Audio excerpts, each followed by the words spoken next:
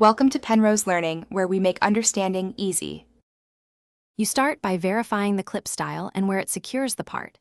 This matters because removal force direction varies. Once you know orientation, place the tool jaw under the clip lip at about 30 to 45 degrees and apply steady pressure. Use short, controlled squeezes rather than one big tug to avoid deformation. Make sure to support the surrounding plastic or metal with your free hand. That prevents bending or cracking. If the clip resists, pause and reassess access before increasing leverage.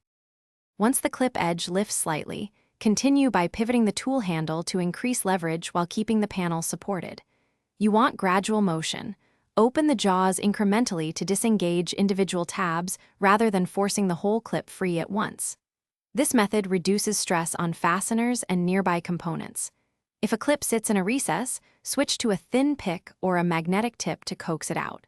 Also, make sure to keep fingers clear of pinch points as you work.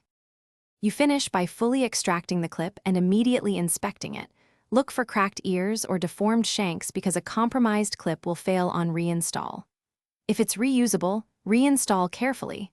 Otherwise, replace with a matching part to ensure proper fit. If the clip is stubborn, apply a small amount of penetrating spray and wait 5 to 10 minutes, then try again with gentle leverage.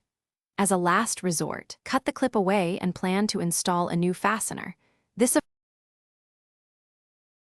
Thanks for watching. If this was helpful, leave a like and consider subscribing. See you next time.